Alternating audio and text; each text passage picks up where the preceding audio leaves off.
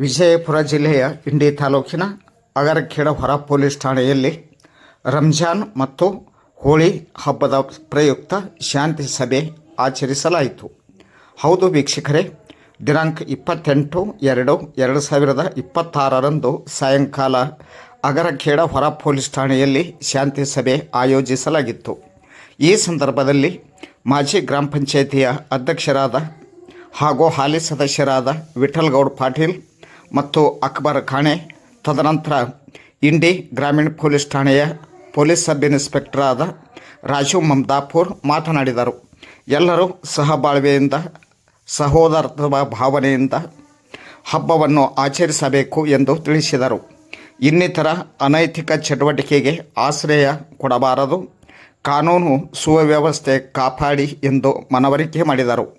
ಈ ಸಂದರ್ಭದಲ್ಲಿ ಅಗರಖೇಡ ಹೊರ ಪೊಲೀಸ್ ಠಾಣೆಯ ASI MR Hiremath, SS ಸಿರಿಶಾಡ್, Siddu ದಿಂಡವಾರ್, Prakash Karkal, MC ಪ್ರಧಾನಿ ಸೇರಿಕೊಂಡಿದ್ದರು.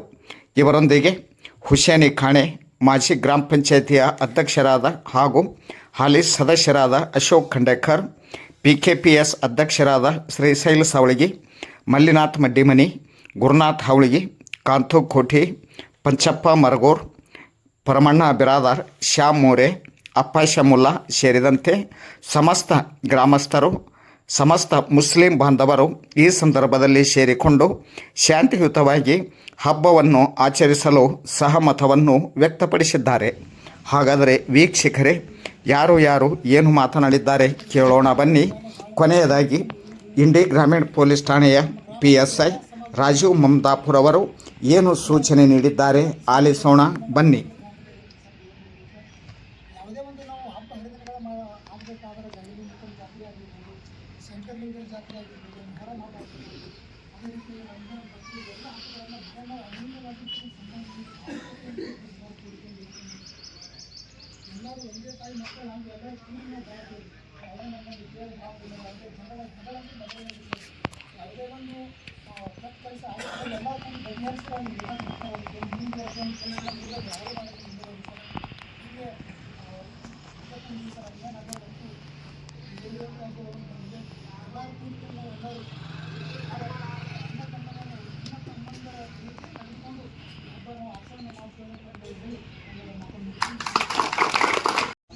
ಶಂಕರಲಿಂಗ ಪಾದಕ್ಕೆ ನಮಿಸುತ್ತಾ ಇವತ್ತಿನ ದಿವಸ ನಮ್ಮ PSI ಸಾಹೇಬ್ರ ಆದಂಥ ರಾಜು ಮಮದಾಪುರ್ ಸರು ಈಗಾಗಲೇ ಬಂದು ಒಂದು 5-6 ತಿಂಗಳಾಯಿತು. ಒಳ್ಳೆಯ ಸಾಹೇಬ್ರದಾರ. ಈಗ ಸ್ಟೇಷನ್ಗೆ ಬಂದು ಹೋಗ್ಯಾರ. ಆದರೂ ನಮ್ಮ ಸ್ಟೇಷನ್ ಮಹಾರಾಷ್ಟ್ರ ಗಡಿನಾಡು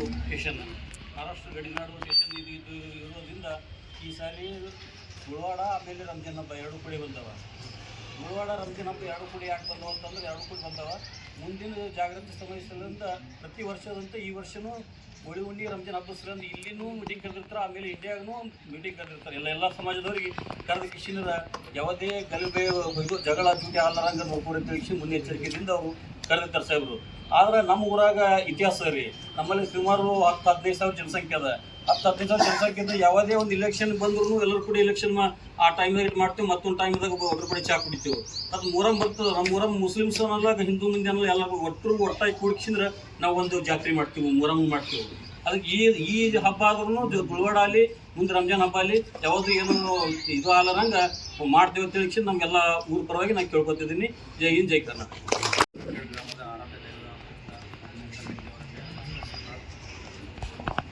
ಈ ದಿವಸ ಅಗರಖೇಡ ಠಾಣೆಯಲ್ಲಿ ಮುಂಬರುವ 2 ಪ್ರಮುಖ ಹಬ್ಬಗಳು ಹೋಳಿ ಹಬ್ಬ ಮತ್ತು ರಂಜಾನ್ ಹಬ್ಬ. ಸೊ ಮಾರ್ಚ್ ತಿಂಗಳಲ್ಲಿ ಹೋಳಿ ಹಬ್ಬ 3ನೇ ತಾರೀಕಿಗೆ ಆದರೂ ಕೂಡ 4ನೇ ದಿನ ಬಣ್ಣದ ಹಬ್ಬವನ್ನು ಆಚರಣೆ ಮಾಡ್ತಾರೆ. 20 ಮತ್ತು 21ನೇ ತಾರೀಕಿಗೆ ರಂಜಾನ್ ಹಬ್ಬದ ಆಚರಣೆ ಇದೆ. ಈ ಸಭೆಯನ್ನು ನಾವು ಯಾಕೆ ಕೈಗೊಂಡಿದ್ದೇವೆ ಅಂದರೆ, ಕೆಲವೊಂದಿಷ್ಟು ಮುನ್ಸೂಚನೆಗಳನ್ನು ತಮ್ಮ ಗಮನಕ್ಕೆ ತಂದರೆ ನಾವು ನಾಳೆ ಹಬ್ಬದ ಆಚರಣೆ ಮಾಡುವಂಥ ಸಮಯದಲ್ಲಿ ತಮ್ಮ ಓಣಿಯಲ್ಲಿರುವಂಥ ಯುವಕರಿಗಿರ್ಬೋದು, ತಮ್ಮ ಮನೆಯಲ್ಲಿ ಮಕ್ಕಳಿರ್ಬೋದು, ಬೇರೆ ಎಲ್ಲೇ ಹೊರಗಡೆ ಬಣ್ಣ ಆಡುವಂಥ ಸಮಯದಲ್ಲಿ ಇರ್ಬೋದು, ಸ್ವಲ್ಪ ಮುನ್ಸೂಚನೆಗಳು ಅರಿವು ಮಾಡಲಿಕ್ಕೆ ನಾವು ಇದನ್ನು ಸಭೆಯನ್ನು ಹಮ್ಮಿಕೊಂಡಿದ್ದೀವಿ. ಏನೇನಾಗುತ್ತೆ, ಈಗ ಒಂದು ಹೋಳಿ ಹಬ್ಬದ ಆಚರಣೆಗೆ ನಾವು ಹಿಂದ್ಗಡೆ ಎಲ್ಲ ಹಿಸ್ಟ್ರಿ ತಗೊಂಡು ಹೋದರೆ ಎಲ್ಲ ಹಿಂದ್ಗಡೆ ಎಲ್ಲ ಬಣ್ಣ ಆಡ್ತಿದ್ದಿಲ್ಲ. ನೈಸರ್ಗಿಕವಾದಂತಹ ಅದೇನು ಕಾಮದಾನ ಮಾಡಿದ ನಂತರ ಬೂದಿ ಇದು ಆಗುತ್ತಲ್ಲ, ಅದನ್ನೇ ಮೊದಲೆಲ್ಲ ಆಟ ಆಡ್ತಿದ್ರು. ಯಾರು ಕೂಡ ಈಗಿನ ಗತೆ ಯಾರೂ ಕೂಡ ಬಣ್ಣದ್ದು ಹಿರಿ ಆಡಿದೆ ಮತ್ತು ಅದು ವೈಟ್ ಸಿಲ್ವರ್ ಕಲರ್ದು ಅದನ್ನು ಆಡಿದೆ, ಆ ರೀತಿ ಯಾರು ಕೂಡ ಮಾಡ್ತಿದ್ರು. ಈಗ ನಾವು ನಮ್ಮ ಇಲಾಖೆಯಿಂದ ತಮಗೆ ಕೆಲವೊಂದಿಷ್ಟು ಸೂಚನೆಗಳನ್ನು ಕೊಡ್ತೀವಿ. ಸಾಮಾನ್ಯವಾಗಿ ಆಗುವಂತಹ ಮಿಸ್ಟೇಕ್ಸ್ ಏನಾಗುತ್ತೆ, ಈಗ ಬೇಸಿಗೆ ಕಾಲ ಆರಂಭ ಇದೆ, ಎಲ್ಲ ಕಡೆ ಹೋದ ವರ್ಷ ಮಳೆ ಚೆನ್ನಾಗಾಗಿದೆ, ಈ ಸಲ ಏನು ನೀರಿನ ಅಭಾವ ಇಲ್ಲ. ನಮ್ಮ ಸುತ್ತಮುತ್ತಲು ಎಲ್ಲ ಕೂಡ ಕೆನಾಲ್ ಬಂದಿರ್ತಾವೆ, ಬಾವಿಗಳು ಇರ್ತಾವೆ. ಹಬ್ಬದ ಆಚರಣೆ ಆದ ನಂತರ ಎಲ್ಲ ಯುವಕರು ಸ್ನಾನ ಮಾಡಲಿಕ್ಕೆ ಒಂದು ಹೋಗು ಕೆನಾಲ್ಕ, ಒಂದು ಹೊಳೆಗೆ, ಒಂದು ಬಾವಿಗೂ, ಹೌದಾ? ಸೊ ಆ ಸಮಯದಲ್ಲಿ ಏನಾಗುತ್ತೆ, ಕೂಡಿದ ಯುವ ಸಮೂಹ ಏನಾಗುತ್ತೆ, ಕೆಲವೊಂದಿಷ್ಟು ಜನಕ್ಕೆ ಈಗ ಬರ್ತಿರ್ತೈತಿ, ಇನ್ನೂ ಕೆಲವೊಂದಿಷ್ಟು ಜನಕ್ಕೆ ಬರ್ತಿರೋದು. ಹುಡುಗಾಟಿಕೆ ಸಮಯದಲ್ಲಿ ಏನಾದರೂ ಅನಾಹುತಗಳು ಆಗ್ತವೆ. ತಮ್ಮ ಓಣಿಯಲ್ಲಿರುವಂಥ ಪ್ರತಿಯೊಂದು ಯುವಕರಿಗೂ ಕೂಡ ತಾವು ಗೊತ್ತಿರ್ತೀವಿ, ಹಿರಿಯರು ಇದ್ದೀರಿ, ದಯವಿಟ್ಟು ಅವ್ರಿಗೆ ತಿಳಿಸಿ. ತಮ್ಮ ಮನೆಯಲ್ಲಿರುವಂಥ ಮಕ್ಕಳ ಕಡೆಗೂ ತಾವು ಕೂಡ ಆ ದಿವಸ ಸ್ವಲ್ಪ ಗಮನ ವಹಿಸಿ. ಇದು ಮೊದಲನೇ ಪಾಯಿಂಟ್. ಮತ್ತು ಇದಕ್ಕಿಂತ ಹೆಚ್ಚಾಗಿ ಯಾರೂ ಕೂಡ ಒತ್ತಾಯಪೂರ್ವಕವಾಗಿ ಯಾರಿಗೂ ಕೂಡ ಬಣ್ಣವನ್ನು ಹಚ್ಚುವುದಾಗಲಿ ಮಾಡಕ್ಕೆ ಹೋಗಬೇಕು. ಇದು ಹಬ್ಬದ ಆಚರಣೆ. ಅವರು ಇಂಟ್ರೆಸ್ಟ್ ಇದ್ದರೆ, ಆಸಕ್ತಿ ಇದ್ದರೆ ಅವರಾಗೆ ಬಂದು ತಾವಾಗೆ ಜಗಳಗಳು ಆರಂಭ ಆಗೋದೇ.